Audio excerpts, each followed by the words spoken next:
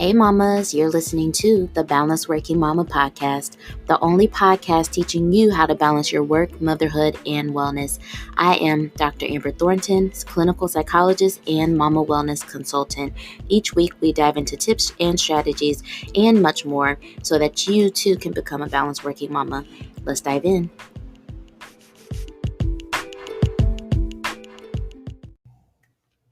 Hey mamas, welcome to the Balanced Working Mama podcast. My name is Dr. Amber and I am the host and creator of Balanced Working Mama, but you all probably know that because this is probably not your first time listening. But if it is your first time listening, thank you for being here. I'm so glad that you have stumbled upon this podcast. I hope that you will subscribe and continue to listen to the podcast because our passion and mission is to truly help you find the balance and wellness in motherhood. And the thing that is really standing out to me this year about balance and wellness and motherhood is that it really encompasses so many things. If you listen to the first few episodes of the podcast this season, you know that balance involves so many things. Wellness involves so many things. If you're in the community, you already know this because we have had several events about the topic of balance and wellness and what it involves, what it looks like. And it's not just one thing, it's many, many, many things. And today, this episode kind of demonstrates that because today we are actually talking about special education services for our children. And one might think that this has nothing to do with balance and wellness and motherhood, but truly it is related because when there is something going on with our children, especially when it comes to their ability to learn or to access education, it does not feel good. It doesn't feel good to feel as if your child is not getting their needs met. It doesn't feel good to feel like you are not able to give them what they need. It can feel hopeless and overwhelming sometimes when you see your child struggling academically. And so this episode is all about that process, navigating the special education process. And we talk a lot about IEPs in this episode. An IEP is words. An IEP is an individualized education plan. And this is a plan that every student who might need special education services receives. And so there's so many, things about this topic that we talk about in this episode today. And I'm so glad that I had Rakisha from Effective IEP to talk with us about this. Effective IEP is a company that really works to support parents and families as they navigate this process. It helps to advocate for families, helps families to feel more empowered in navigating this process and also just understanding the process. Effective IEP has consultative services, but then they also have supportive products like IEP guides and templates to help you understand your child's process. And so it's really a great resource. And so I'm so happy to bring this episode to you all today because it might be something that one of you all are needing. It might be something that you might need later down the line. And so it's really worth a listen because it could be useful for you and your child in the education process, but then also it might help you to understand the challenges or the experiences of another mama who has a parent, not a parent, who is a parent of a child who is receiving special education services or having some academic challenges. So, without further ado, I present to you our episode today. I hope that you enjoy it. Let me know what you think, and let's get into it. Hey, mamas. We have a very special guest today. I'm super excited about this because, as you all know, I've been bringing on a lot of guests recently, and this guest is bringing something that we have never really talked about on the podcast before, but I know that is really useful information for a lot of mamas. We're just going to jump in. So I want to say hello to Rakisha with Effective IEP. Thank you so much for coming on today and talking with us. Thank you for having us. Thank you for having us. So, my very first question, I just want to ask you to introduce yourself and tell us a little bit about the company and the work that you all do. Yes. So our brand, we are focused on empowering parents so as they navigate the IEP process, and that sort of mean, so we're giving you the tools that you need to see what the IEP process like it should look like, to make sure you understand like what the goals should look like, and to also to build up so your confidence so in that process as well, because sometimes people kind of like they come to the table and they don't know what they don't know. Like I said, they're kind of too trusting per se. So that's what should be going on. You know what? And so thank you for that. And I'm realizing like as you were kind of like just giving your introduction, like already I started having all these questions about, well, what the heck is an IEP? And so I was going to ask you that later, but I feel like that really just needs to be the next question because, you know what an IEP is. I know what an IEP is because I work in a school, but there's a lot of mamas who are listening that have no idea what we're talking about. And they might not realize that this information could be useful for them in terms of how they help their child access education. And so actually, can we just start from the basics and can you help us understand what is an IEP and why are we even talking about this today? So an IEP, think of an IEP so as a roadmap for your child. And so to qualify for an IEP, and so you have to have so an evaluation. And from that evaluation, they will find you so eligible for special education services. And so that being said, I also want to clarify, so your diagnosis does not mean you're placed so with that house of students. So I know like in some schools or in some places, they kind of have like the idea like all the autism kids are going to be like a lone room, but that's not how the IEP process should work. And so an IEP is for your child and your child only. We're not concerned about the rest of the kids in the room. Like, so these are specific so goals for your learner. And it should last a span of, so 1 year. By law, there should be an IEP meeting at least one time per year.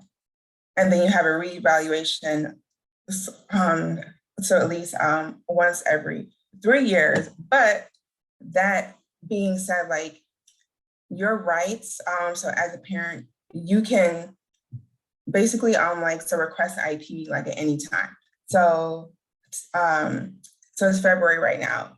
Let's say you had an IEP meeting like in November. And so you feel like, okay, like I'm having some like challenges like with John at home. And I think like, so we're seeing the same things at school, like I have some concerns. But go ahead and send your school team an email and you request an IEP. And then they have a certain amount of time so to get back to you and schedule that meeting. So don't feel that I just had a meeting like in November, so I have to wait until the next November. That's not how it should work. Yeah, I like that. And again, for me, I work in a school now. I think you all know my 9 to 5, I work at a school. And so Guilty here as well. And I have the honor and privilege of attending IEP meetings and being a part of that process every now and then, not always, but every now and then. And so me working at the school, I've learned so much about this process, but I know that if I did not work at a school, I would have no idea what this is. I would be so intimidated by it.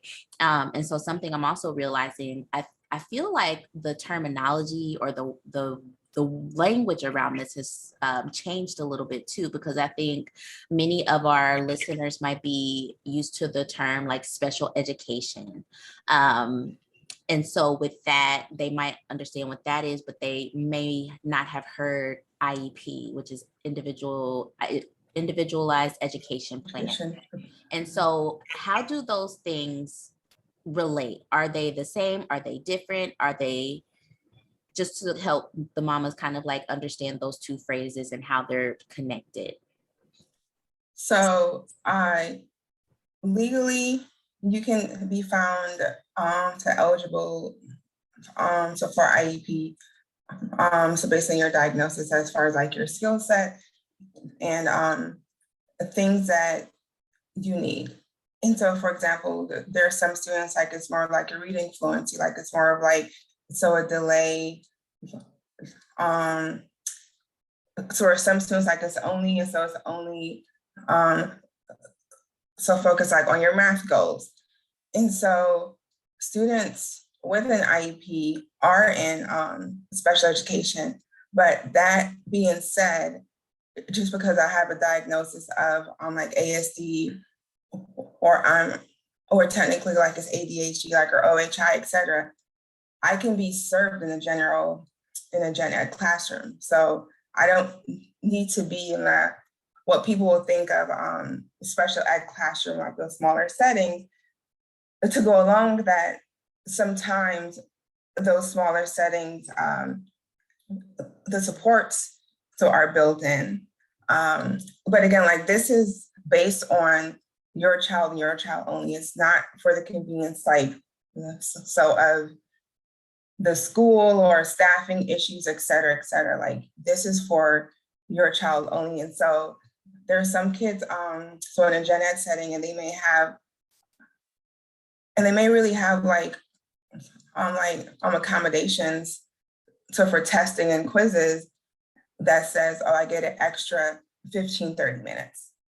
That's in their IEP. And that's for each classroom, like for each quiz, like for each test, for state testing as well. But they're not necessarily in what's considered a special ed classroom, but they're technically a special ed student. So it's kind of there's no like right or wrong answer. It's just kind of based on like your child, like and their needs. Yeah. I'm not sure if I answered your question. I don't know if I did, but it's just kind of like the whole thing like is a gray area because it's based on your child. It's not like one lane for everyone. It's so different for everybody. And again, I just started learning this stuff this year. So, and I love how what you said. I think a lot of times when parents who are first introduced to this, and a lot of times I feel like when they're first introduced to it, they're like nervous and scared because they're like, oh my gosh, is there something wrong with my kid? Why are they not learning? You know, and so I think they first assume like, oh, special education means, like you said, there's this one classroom for all the kids and they all learn the same thing no matter the age. And so that's actually, like you said, that's not how it is. I know at the school that I work for, there is a room like that.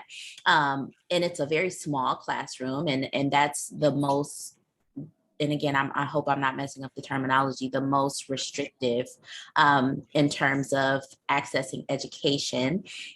So there's maybe like, you know, a few students in there who really need a lot of support, and they're not in general education classes. However, there's so many students that go to our school that have IEPs and technically receive special education services who are in general education classes and they receive other services. And the way that helped me think about it is that the IEP is designed to help a student access the education, no matter the tool or the resource. And so is that kind of how we should be thinking about it? Yes. And to go along with what you said about, the students, so in those smaller settings, they should still have access to their gen ed peers. And so that may mean they go to music or they go to art or to gym class or they go to recess. And so those students should not be locked in a room the whole day. I know like now with COVID, there's some classes, so they eat like inside their classrooms now, but that's more of like a COVID thing, like as far as like the lunchroom, like and all the kids in the room. But as far as they should all be able to sort of access on their gen ed peers. And so that can mean like at recess or something like that. Now also, I want to highlight that it should be grade level peers. And so if your child is in the second or first grade, they should not be going to recess, so with fifth graders, because it works better for the schedule. It should be the first or second graders. And there are also levels of services, some in special ed. And so if your child right now, like is in a gen ed setting, they wouldn't just go to like the most restrictive setting. So federal law, and so we have to provide so LRE, and that's the least. So basically, like you're not putting them in a restrictive setting first, like, and so you try to go like the least restrictive setting, like, and then you go through the tiers. And so from gen ed, like you may go to co-taught, and then from co-taught, and so you may go to resource, and then from there, like you go like to self-contained, or yeah. But you shouldn't just jump from gen ed and then you're just gonna go to be in a self-contained unit. That's not how it should, yeah, it should not go like that. Nope, not at all. If it does, y'all might need to call effective IEP. Yes. And so I realized we like completely jumped into the conversation and like just really started going in. But I first wanted to ask you, how did you even become passionate about this? Like, how did this become something that you wanted to do, helping support families with the IEP process? So our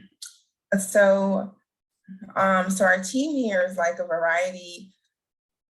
So for myself, so I fell into special education 12 years ago, like internship. So in college, I didn't know like anything about like autism or special ed.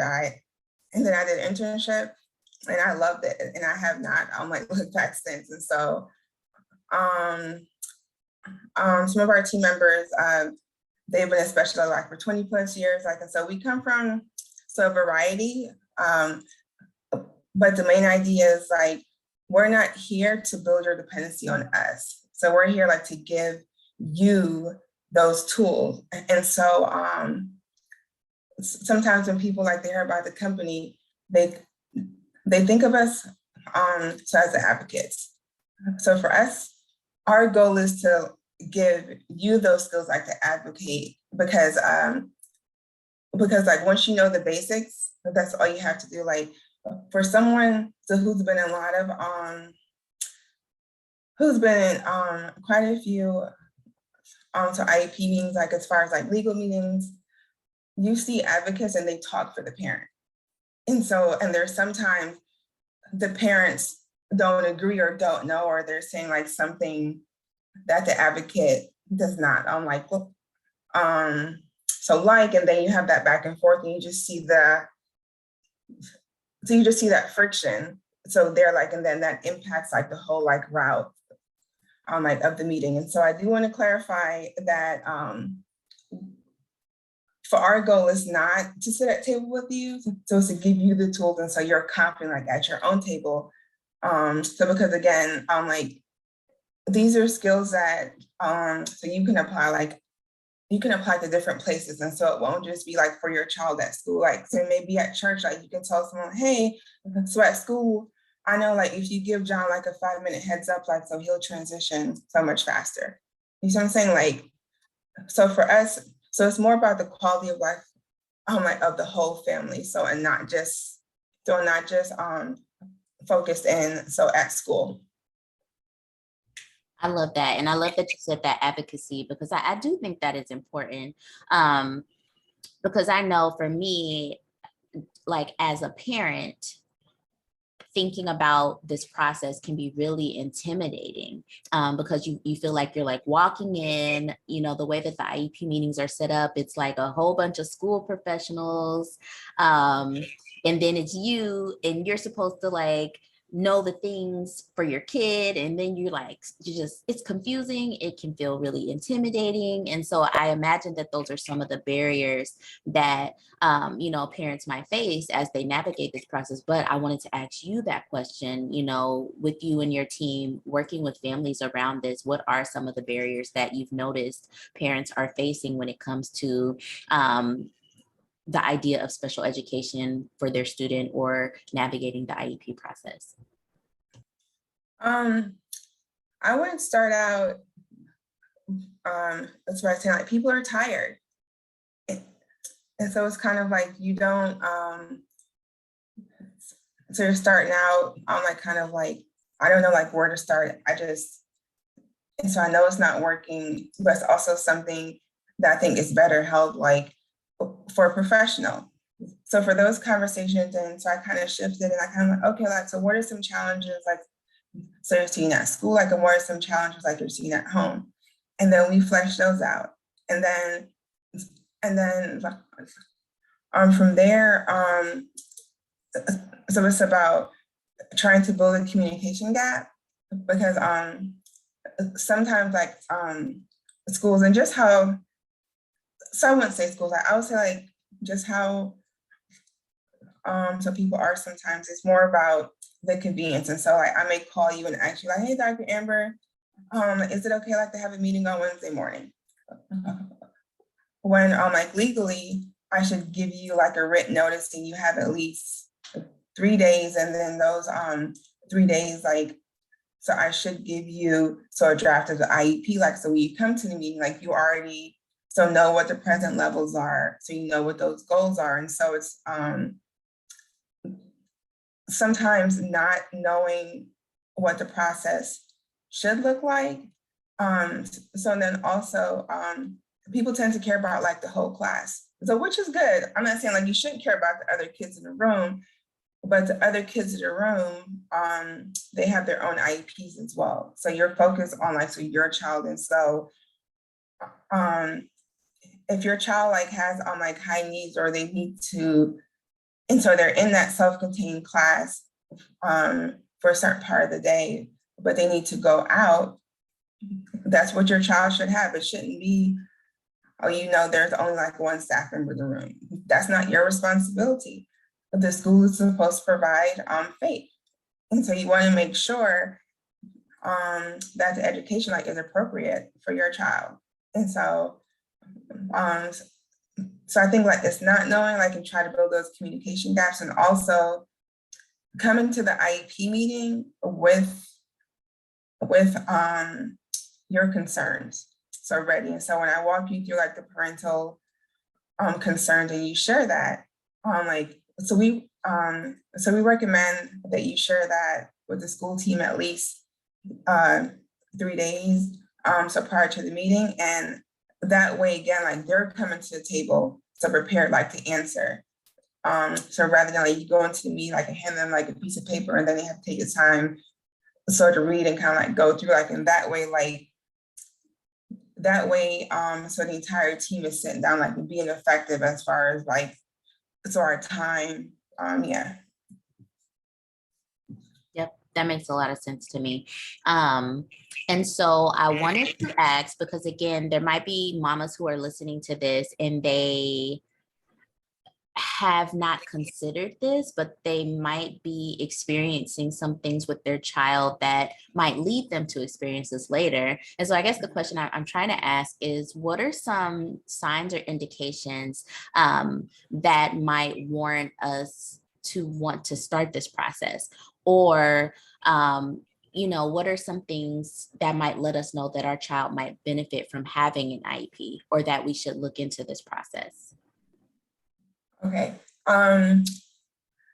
For legally, there's a process called child fine. So child fine is so requires the schools or the systems per se to evaluate children who display like at risk or students they feel may benefit from services. And so if so you're noticing like maybe like there's a delay like in different areas or something of that nature. And again, I'm like when you go to so when you speak to anybody, I really believe so in choosing so your words and remembering so the purpose so of the conversation. And so for example, like if I'm going to go to a school like and I have a student who I feel like I'm seeing some things I'm not quite sure, but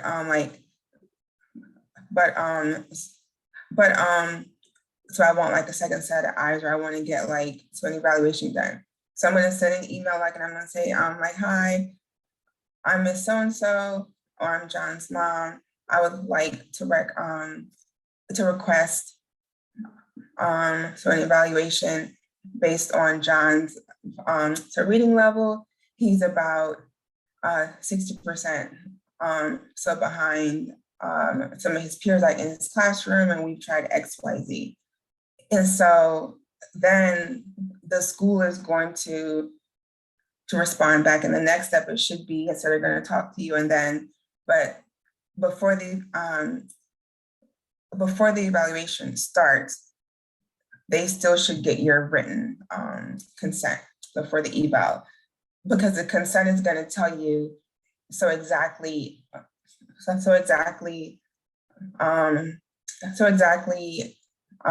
they're going to look at. So so again, like I'm not gonna like barge into the school or like text the teacher like legally, like, so I know y'all have to do this for my child XYZ. Just be polite and just kind of like keep it flowing and be just be a human being. But sometimes people tend to go in and they're like, I know what the law says, I know what this, like I know that, and then that kind of puts the other party like apprehensive, like, okay, good morning, how are you doing today? And so, yeah. Oh my gosh. And it's so hard because as you were talking, I thought of like two other things that are not on our question list, but things I want us to talk about. One, so like what you're saying, I think sometimes people do come in kind of hot. And I think it's because one, I think it's fear. I think they're afraid of what this means and what is about to happen. And I think also it is heavily related to like systemic what is the word, systemic things that have happened that are just not okay, especially to Black children and Black families, people of color. I think people are reacting and responding to those past incidents.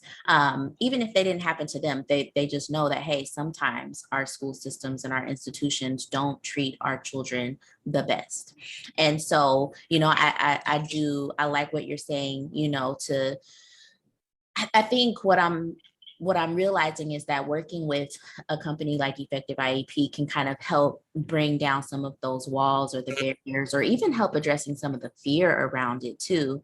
You know, so people can kind of like walk into the situation with an open mind and open to the possibilities and being able to hear what's going on.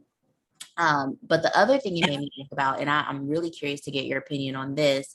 I know that especially in our community, the Black community, sometimes what I've found is that families will notice that there are things going on with the child academically, or maybe even like emotionally or you know, mentally, and their approach is, well, I don't want to even go down that route because I don't want the school to treat my child different. I don't want my child to receive special education. I want them to be treated like everyone else. And I feel like sometimes that's a really big barrier because, again, I think behind that it is fear of the child being mistreated. And we know we don't want our children to be mistreated. And I see that if the child is struggling and there's something that we can do to help them access education, but we don't move forward with that because we're afraid that the school might treat them different, it really is a disservice for the child. So I wanted to know, is that something that your company has run into, you know, the fear of moving forward because they don't want their child to be treated any differently? Yes, and we see that too, just from like their diagnosis. And so, for example, like if I have diagnosis and it's on like OHI. So if my grandma passed away, like I had a bad day at school, the first thing they're gonna say is like, well, there's her EBD coming out or something like that. And so like, so for me, like my grandma just passed away. Like, of course, like I'm going through some things right now. And that's why like, so during the process, there's certain things in place that should prevent that diagnosis if you are on like, so going through a traumatic time or something. But there are, so what I try to tell parents is, I'm like, what are your long-term goals? And so you know right now, so you're seeing this challenge, like, so with John, So in his coping skills or in like his reading, etc. And so we need to break down those skills and work on those skills. And so the whole purpose, like, so of the IEP is to give your child just that one-to-one that roadmap. So if John can benefit from the additional, so that help, so in support, then we're setting John up to be able to hold his part-time job at the age of 16, to be able independently live on his own when he turns 18, to be able to catch the bus and get to work, etc. So it's more so once you reframe the conversation. So because again, so we're not gonna all live forever. And so you want to make sure your quality of life is that as well. And so if your quality of life, if you're spending most days worried about John, so what are you doing so for yourself, right? And so you're a whole person as well.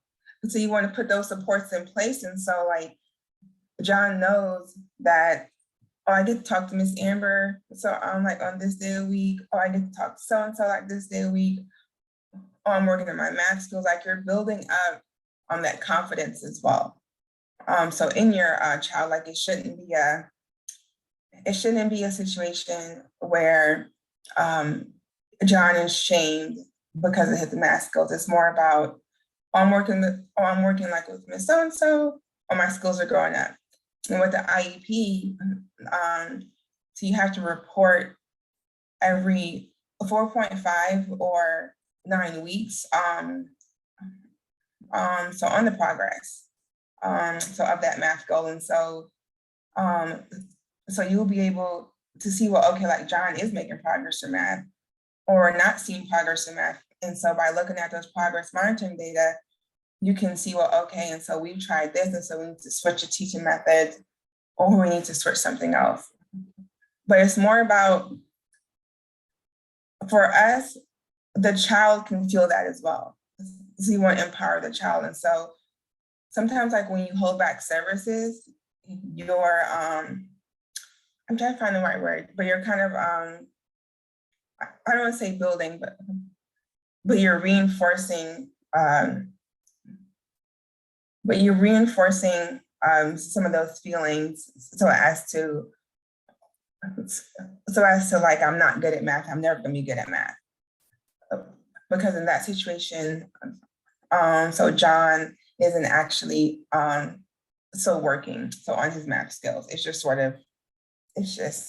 it's swept under the rug.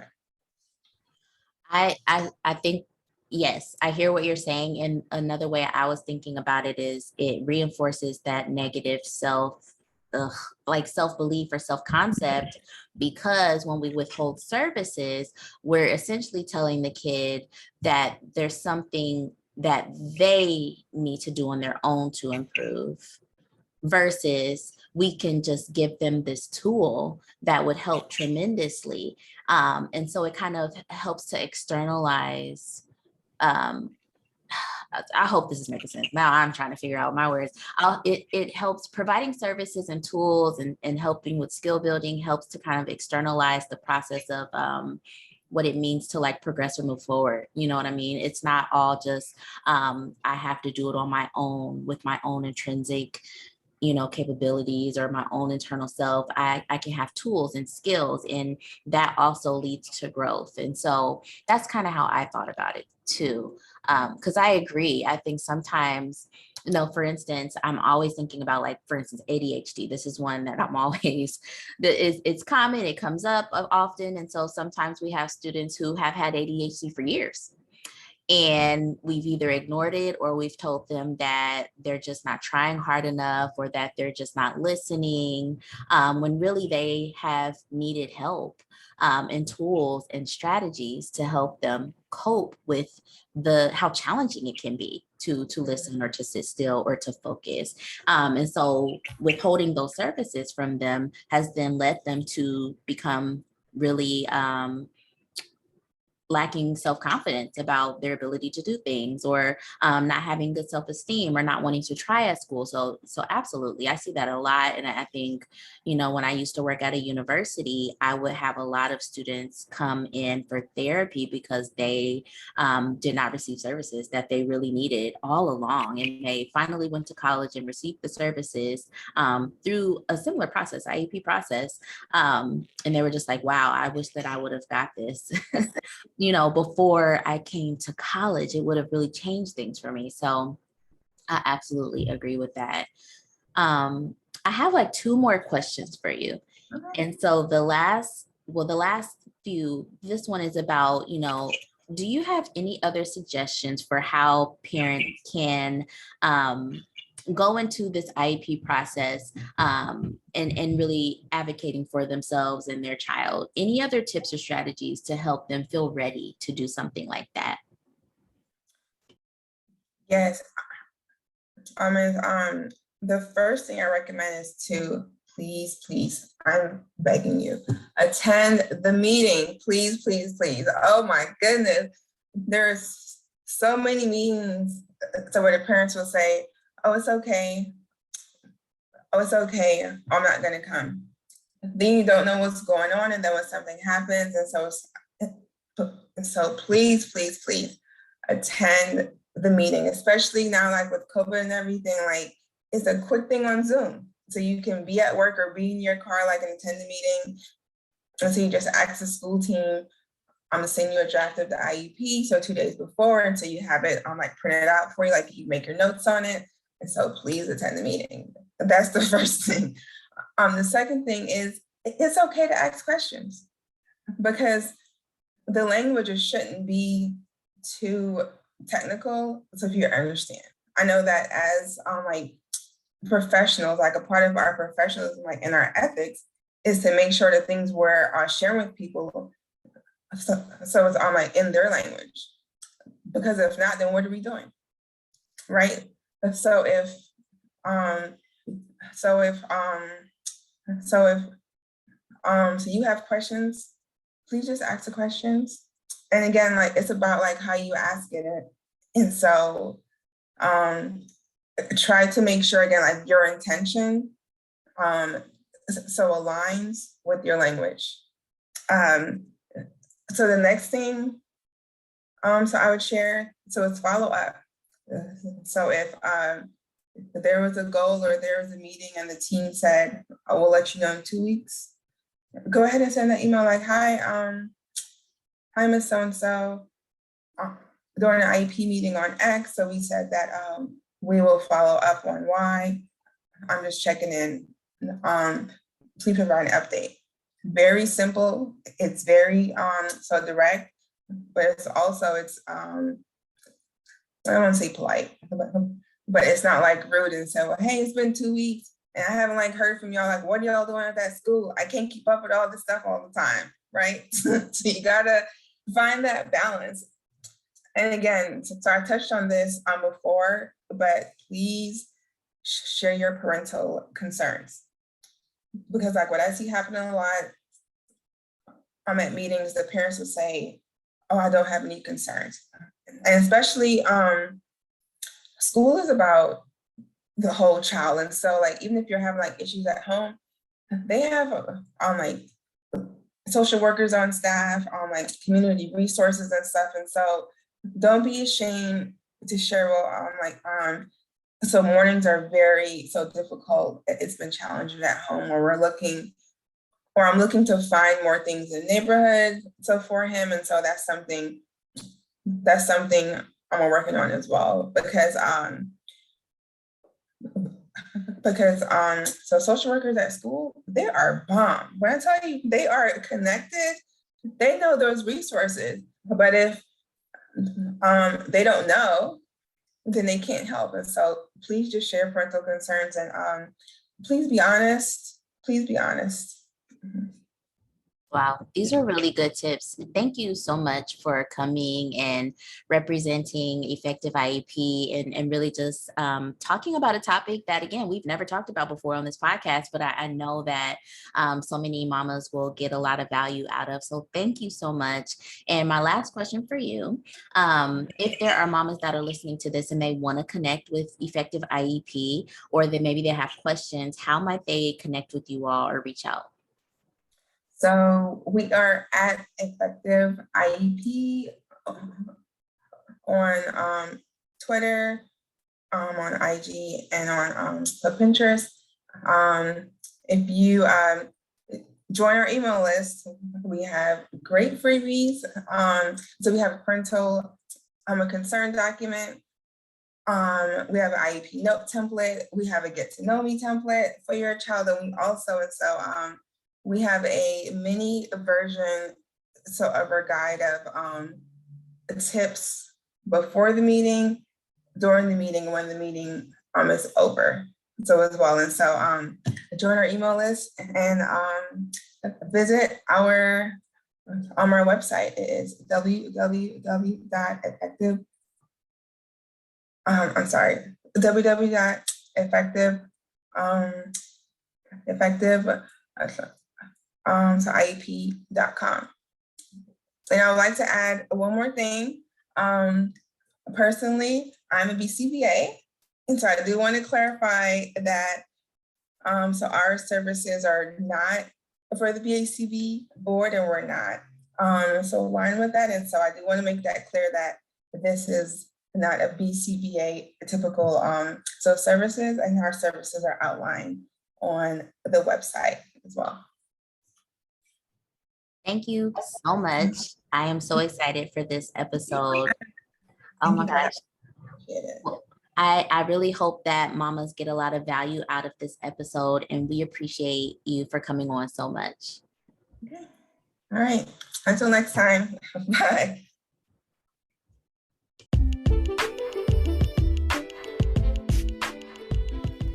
Hey, mama. Thank you for listening to the Balanced Working Mama podcast. If you love this podcast, please be sure to rate it and share it with another mama that you know. And don't forget to follow me and Balanced Working Mama on Instagram. I'll talk to you soon.